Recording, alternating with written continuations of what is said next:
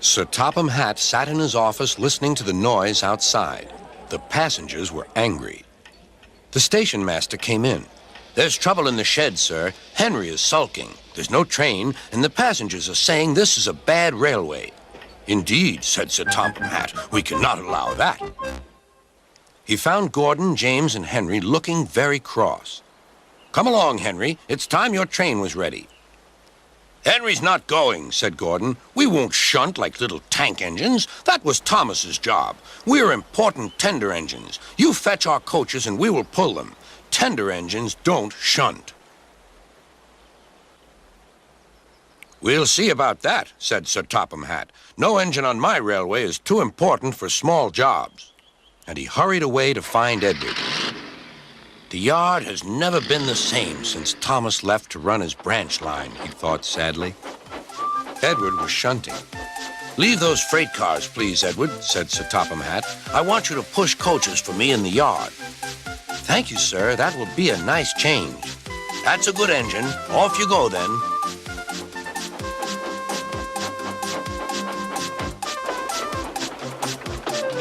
So Edward found coaches for the 3 engines, and that day the trains ran as usual.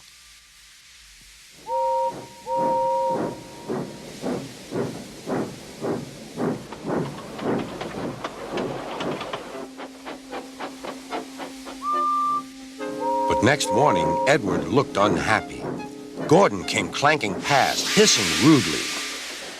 "Bless me," said Sir Topham Hatt, "what a noise!" "They all hiss me, sir," answered Edward. "They say tender engines don't shunt, and last night they said I have gray wheels. I haven't, have I, sir?" "No, Edward, you have nice blue ones, and I'm proud of you. Tender engines do shunt, but all the same, we do need another tank engine here." He went to a workshop, and they showed him all sorts of engines.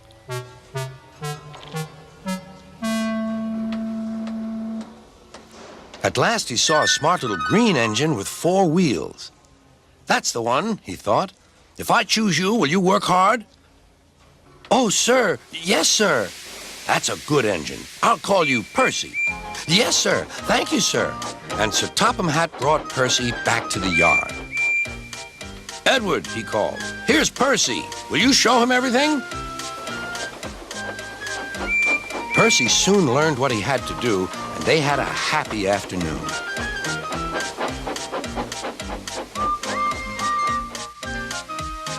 Then Henry came by, hissing as usual. "Wheesh!" went Percy. Henry jumped and ran back to the shed. "How beautifully you wheeshed him," laughed Edward. "I can't wheesh like that."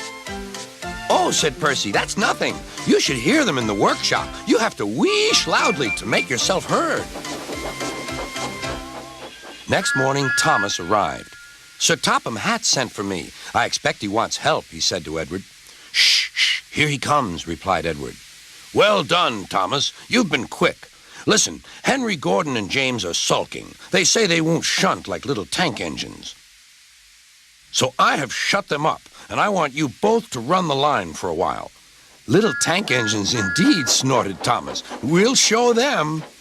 "And Percy will help too." "Oh, sir, yes, sir, please, sir," answered Percy. Edward and Thomas worked the main line, greeting each other as they passed by. Percy puffed along the branch line.